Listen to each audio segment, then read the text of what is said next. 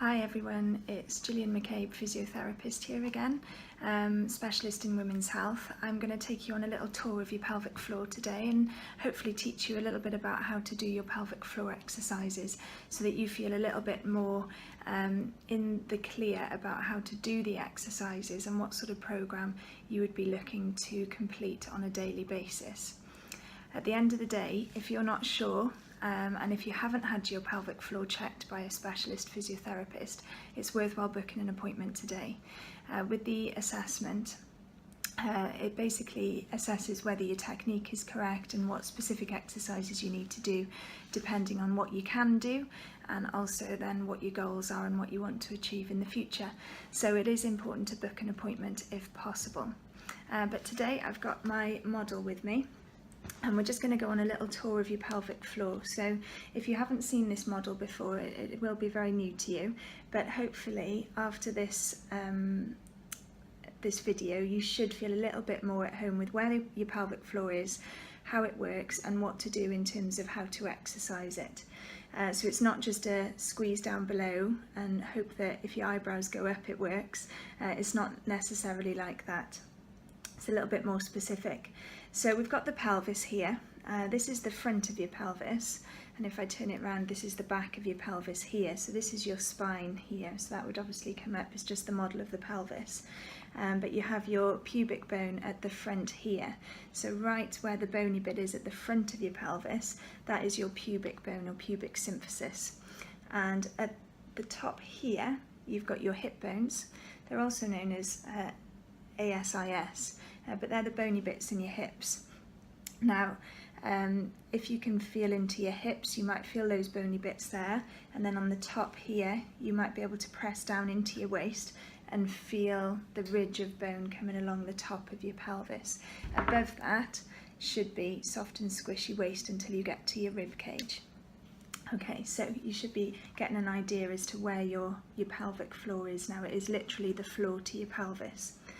If you track down from your pubic bone, you reach these bones here, which is what, if you sat down at the moment and you're on a hard surface and you can feel the bones that you sat on, these are your seat bones down here. Okay, so tracking down from your pubic bone on either side, you will reach your seat bones. So generally when you're sat down, your pelvis will be stacked up like that, unless you're slumped obviously.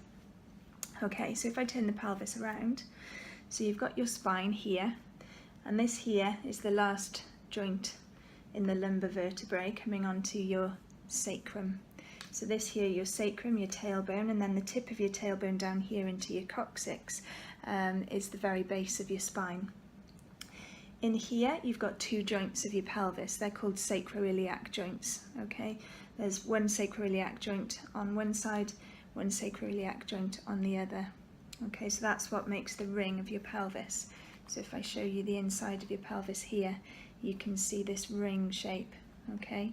So it's three different bones. So you've got your two hip bones, and then you've got your tailbone here, and your pelvic floor sits in the base of that bowl, okay?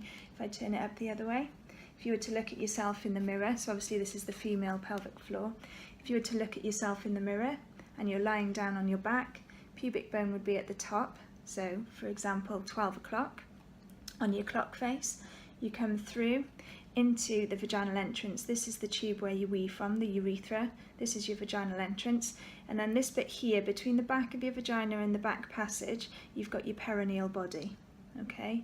And that's a little bit more fibrous, a little bit harder than the rest of the pelvic floor muscles, but it's a very important part of your pelvic floor. And then you come back to your back passage here, before then you come onto your tailbone. So you can see it goes from the very front of your pelvis all the way underneath. Either side are your seat bones, so it spans the seat bones, and then it comes back into the sacrum, the ligaments here, and your tailbone. Okay, so it is literally the floor to your pelvis. So if you put your hand underneath your pelvis, that's where you'd find your pelvic floor. If I turn it upside down here, and you're looking inside of your pelvis now, okay, so if I turn it over, so we've still got the pubic bone at 12 o'clock, you can see the deep muscles of your pelvic floor there. So you've got one hole here, which will be where your back passage is and where your rectum is, where you'd empty your bowels from or have a poo. And then this here is your vaginal entrance. Okay, at the front of that vaginal entrance would be the tube where you pass your urine from. So hopefully that gives you an idea as to where your pelvic floor is. You can see that you've got two different sets of muscles there, part of your pelvic floor. You've got the superficial muscles and the deep muscles. They're all layered up with connective tissue and fascia in between them. When you squeeze them, they will all work together. Okay, so you can't say, right, I'm going to squeeze the left side a little bit more because my physio said that my left side's a little bit weaker than the other. When you squeeze your pelvic floor, we want it to work all as one unit.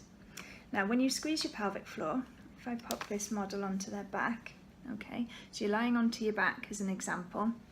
You don't have to do your pelvic floor lying on your back, it depends on what you're able to do. But when you're, as an example, when you're doing your pelvic floor exercises, you always want to start from the back of your pelvis, so right around the back passage. So the best way to start off is to think of trying to stop yourself from passing wind. So you don't want to be clenching your bottom. So if you're sat down on a chair and you feel when you're doing your exercises your head's going up and down, then you're probably using your buttocks as opposed to your back passage. So you want to feel like you're trying to stop yourself from passing wind and squeezing up and inside of you, but also trying to pull forward. So you can see from the back passage, you've got a whole section of your pelvic floor that's at the front towards the pubic bone and the bladder. So the starting point is here around your back passage, and then you want to pull that up inside of you and then pull it forwards towards your pubic bone. So if I show you the pelvis on the side here, so this is the front of the pelvis here, this is the back of the pelvis. When you're squeezing your pelvic floor, you start from the back passage, you pull up and forwards, and it should feel like your back passage is pulling towards the top of your pubic bone. So imagine someone's got a piece of string wrapped around your back passage, pulling it through the middle of your body and coming up towards the front of your pubic bone there. That's the best way I can describe that action. Now, if you were to sit there and push your tongue to the roof of your mouth, that direction is a very similar direction to what you should feel down below in your pelvic floor. So if you push your tongue to the roof of your mouth, it should come up and forwards. So you can try that and see if you can mimic that within your pelvic floor. And that's the direction of movement that you're looking for, so it's up and forwards. When you are doing your pelvic floor exercises, each of these pelvic floor muscles is split into a ratio of fast and slow muscle fibres. Now the fast ones are great for if you cough or sneeze, or if you exercise, if you lift something up. They will respond really quickly to protect you from any sort of leakage and protect you from any sort of pressure coming from your tummy. So it's really important that you exercise your fast muscle fibres, and to do that it's the same direction, it's still up and forwards from your back passage, but you just want to make sure that you just squeeze as tight as you can, snap up those muscles and then let them go straight away. So you just snap up and let go, snap up and let go, and you want to aim to do, if you can, up to about 10 of those in a row, just as a starting point. Now if you're not sure what you can feel, and if you're not sure of your technique, quite often people will say, well, I can feel the squeeze but I can't feel the let go. This is where you need to start thinking about booking an appointment with your specialist physiotherapist. You want to start thinking about getting this assessed, making sure your technique is correct, and making sure that the exercises you are doing and you're spending your time in your day doing are correct and they're actually benefiting you. But if you can feel it, and say you've had your assessment and you're happy with your technique, squeeze and let go as often as your physiotherapist has told you to do. But as a baseline, I would say try for 10 if you can. Now, the other fibres are the slow fibres, and these are great for holding on. So if you feel like you need to go to the toilet, but you're not close to the toilet, or you don't feel that you should be going, okay, so if your bladder's misbehaving in any way, then you may well find that squeezing and holding will help to switch that bladder sensation off. And it's also great for your posture. So if you can get a gentle squeeze through your pelvic floor, that'll help to maintain the pressure within your tummy and help you to maintain the posture and the support of your lower back and your pelvis. So with your exercise, again, for your slow fibres, it's still the same direction. So it still starts at the back passage and pulls up and forwards towards your pubic bone. But this time when you squeeze, you're going to hold on to it and you're going to try really hard not to let it go. And then when you reach your 5 seconds or 10 seconds, whatever your physiotherapist has told you, then you can start to release it off. And as you release it off, again, you want that full relaxation. You don't want to be just letting it go 50% or just letting it go 70%. You want to feel that full relaxation if you can. and that'll help you then when you have that recovery time of a rest break between your squeezes. You'll then find that those muscles, if they're fully relaxed, will be ready and waiting to squeeze again and give you that same effort. So it's a squeeze and a hold for your endurance fibres. So hopefully now you've got an idea as to where your pelvic floor is, how it works in terms of its movement and direction, what it should feel like, and also what kind of exercises you should be doing. Now, I have talked about making sure that you don't clench your bottom. So when you're doing your exercises, say you're sat in a chair, you don't want to be feeling your head or your whole body lifting up out of that chair. Other ways that you can cheat is crossing your legs, holding your breath, lifting your eyebrows. Your pelvic floor is not attached to your eyebrows. You might be surprised to hear that. If you've been doing your pelvic floors through your eyebrows, it's a good way of getting your concentration face on, but it doesn't actually strengthen your pelvic floor. You might be surprised to hear. But when you're squeezing, you don't want to be feeling all these other muscles working. You just want to be feeling down below in the pelvic floor. Your abdominals can squeeze and try and hold on. So sometimes when you're doing your pelvic floors, you can almost feel like you're doing a sit-up or a crunch. And if your tummy's working that hard, it's usually a telltale sign that your pelvic floor isn't working as well as it could do. So it's really important to make sure that you're working the right area, the right muscles, so that when you spend your time doing your exercises, you know you're working the right area and you're not wasting your time by working other muscles through cheating and through the wrong technique.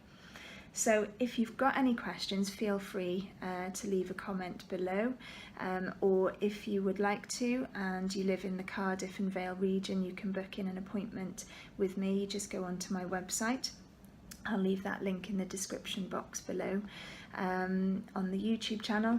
And if you feel that you need an appointment but you don't live in the Cardiff and Vale region, go and find your local women's health physiotherapist. So they're available on the NHS and they're available in private practice throughout the UK and throughout the world. So it's worthwhile just seeing who your local physiotherapist is, getting in contact and just starting a conversation to see if you need an appointment to assess this pelvic floor region.